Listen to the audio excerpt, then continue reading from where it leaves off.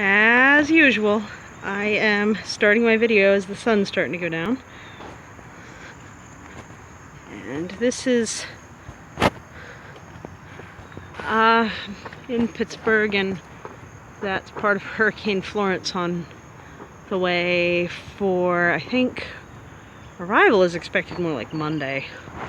I am still hoping to get up there and do some tar before that happens. We'll see. But what I did do today was, oh, that was an interesting transition, water management. So this is like some patchwork ripped fabric cloth, landscaping cloth rather, because you can see on the porch like the major rain event line, minor rain event line, and the major rain event line, because I like to have my paths in a way that I don't have to weed them constantly. And really that's kind of a small surface area, but it comes rushing down and onto the porch. And then there's just a puddle right here because it's a low spot. So I have moved this tire and replanted everything in it. Most of the edges came with, but the bottom fell out the middle. It was kind of funny, so I had to dig. And then I went ahead and put a little cut under the edging here. And I think I have this leveled so that it'll go. Instead of on my porch, it should go that way. And once it gets to about there, I don't care anymore. So underneath is some of the clay that I've been digging up from the deep parts of this pot-in-pot nursery that I'm creating. So that's that makes for deeper drainage spots in this part of the yard, which also gets flooded, but at least mercifully mostly goes down the sidewalk and out to the road before eventually making it wherever it goes. But this floods and it catches against these rocks, which funnels it that way, which is good. But this floods and had been just gaining momentum and getting up on the porch. So now I'm hoping that, because it was down about that much further below and was definitely the low spot, so I'm hoping that this will encourage it to go that way and away from the house. I mean, alongside the house is fine. On top of the porch is not fine. Puddling against anything is not fine. So I'm going to see how that works. Hope for the best. Only a rain event will tell, because I'm not busting out the hose to test this. I'm going to let the rain test it proper like. Besides, I mean, look at that. It's coming. It's just a matter of when. Really hoping to get up on the roof and do some tar. It just keeps intermittent sprinkling. And, oh, look at the little bird. Boop, boop. Cute. It just keeps intermittent sprinkling, and it's really hard to get the, I mean, I think tar is supposed to be able to be okay in the rain, but I'd rather apply it dry. Just better that way. My porch roof is a bit leaky in the back, which is new. So it's been a day of intermittent, really heavy clouds and blue space.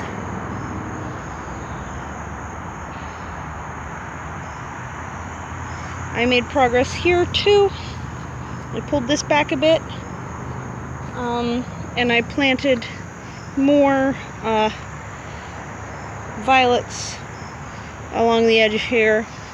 I'm not going to plant this section until all of those crazy seeds of whatever that is stops sprouting, because I keep having to like rummage it all up.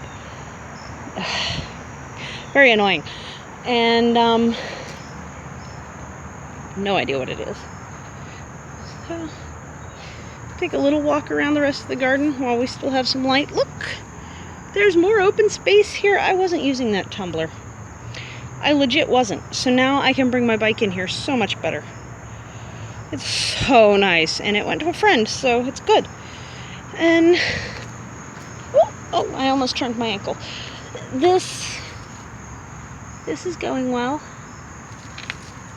Still got the hose propped up in there. I do still have standing water, and I'm upset about it, but don't know what to do. It's got to get finished. Gotta get finished. But I can't finish it until the things underneath are proper gone. Like actually dead. So here we are. Progress is slow.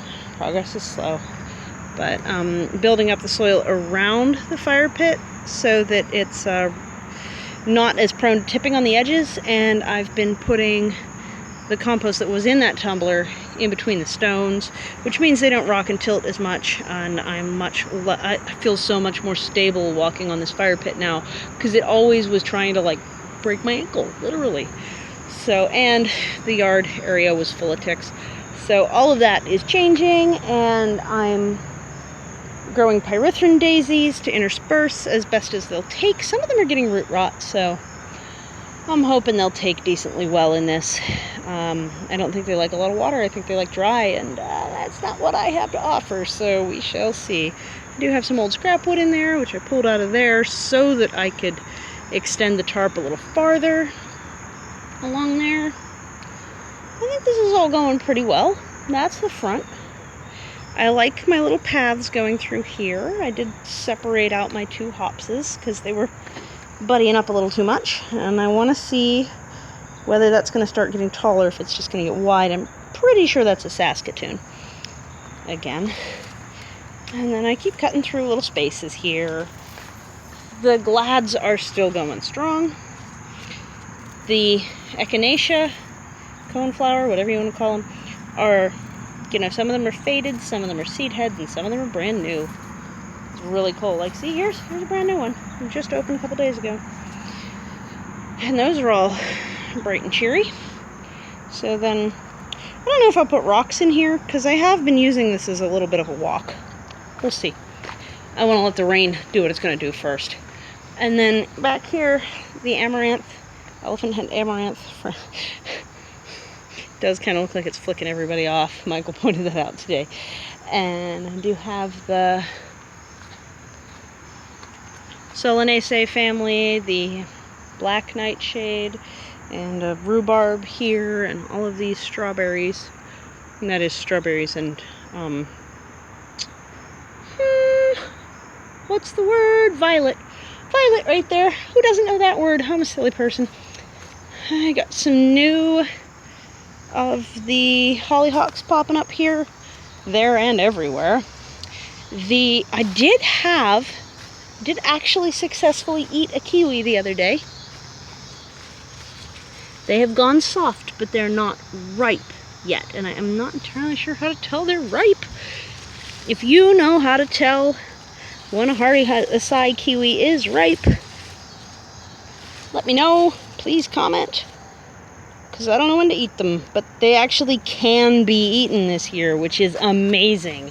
I've had that plant since, I've had it for 8 to 10 years. I think I got that in 2007, and it's 2018 right now. So yeah, that's the first time that it hasn't just dropped all of its fruit. It seems like the actual trick is heavy pruning, because it puts too much energy into creating new branches and it abandons its fruit. So I don't know, we'll see. If that holds true next year as well, then I found a sweet spot and I'm happy. I did put in the Saskatoon that I had taken off of this one right there, and so hopefully that'll take. The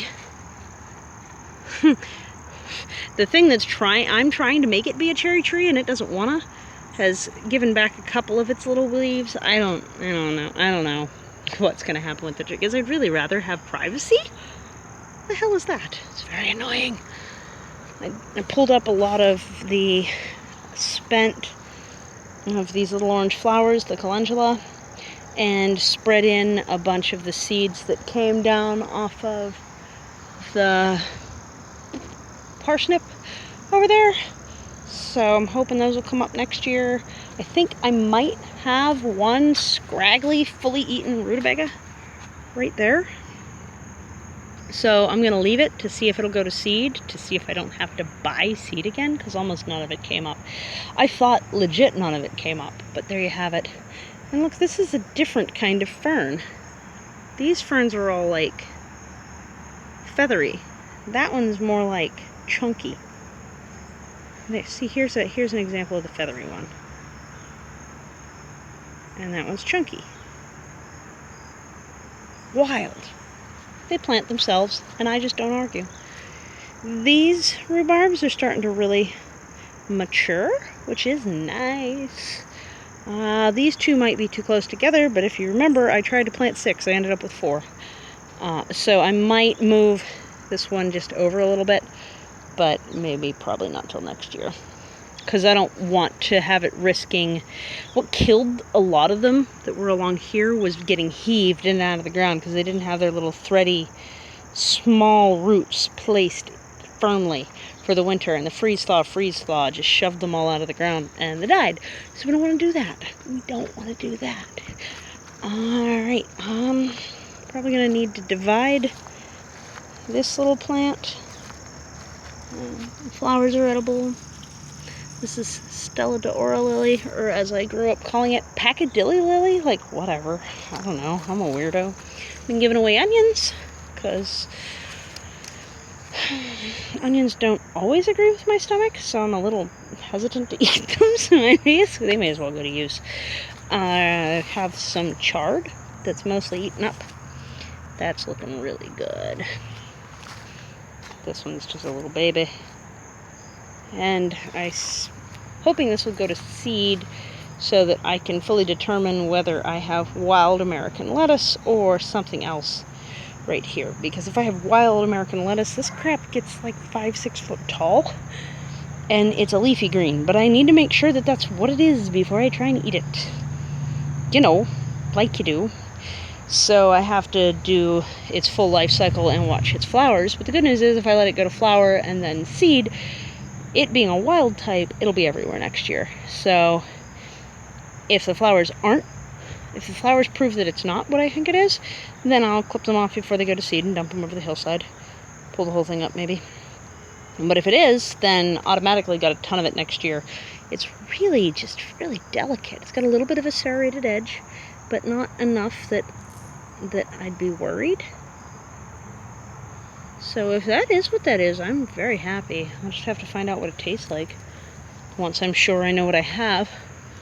Little baby tomatoes are doing great in here. And there's one growing up along the hedge behind the Joe pie here. Hiccup thing. Again, property line. Tomatoes and stuff aren't mine.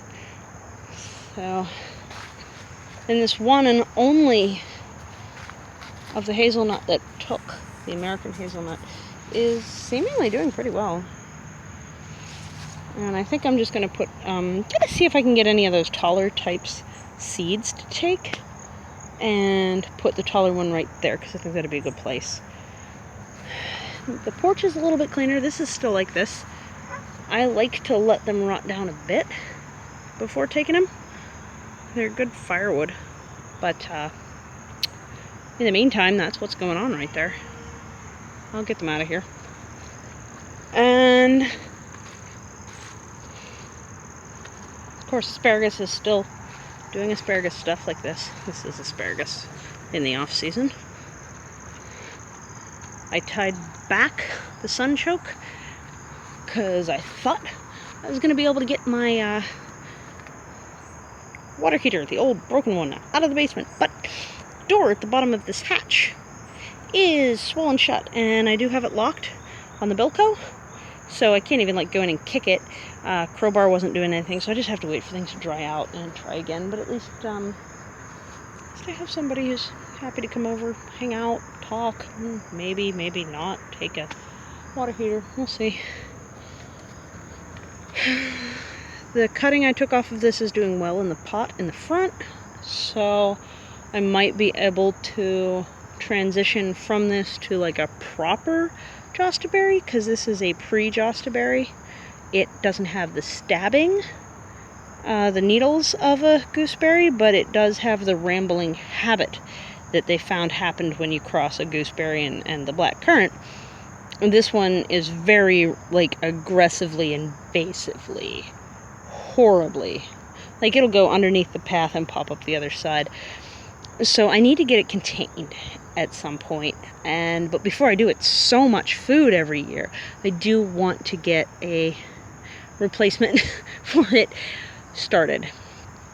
I'm also looking to start to shave off bit by bit some of the side of the Joe Pie and get it down to a smaller footprint because I'd like a little bit more space. So I don't know, I might start potting some of those up. I might and put them in the thing in the front, the nursery in the front. The nursery is going to be an ongoing project through the winter because our winters have gotten to the point where they're more of like a freeze thaw, freeze thaw, freeze thaw. So you can always do earthworks when it's thawed. You can't like grow much in the winter. There's a few things that grow just fine, and they're like the bitter crust is actually really sweet in the winter. Whatever. Yeah. So that's where it's at. I found my table. It's still not tidy, but it's not a mountain of scrap metal. Like I said, my friend who did scrap metal came over. I'm so excited! So we'll give one more look at the front view, because it's my favorite. Oops, we're shaking. Let me try and not bounce you around too bad. We'll see. It's tough. Skill sets, you know. Ground ivy, violets, and if I can get them to stay, pyrethrin daisies. That's what I've identified as the best solutions for around the fire pit. And then it's a pretty sunset. I hope you're having a very good evening. It is Saturday. It's September 15th. In exactly 1 month, I will have been in this place for 15 years. So this is a darn close, nearly 15-year permaculture garden. I started out more with traditional gardening, but not entirely. And now I am definitely fully permaculture. A lot of natives. Again, you know, got the hops over here that are self-seeders that have come from the brewery down the river from the 1700s. They had a growing field there. And underneath it, we've got the, for example, the native elderberry there. And, yeah, that's what it's like here. Have a good one. Bye.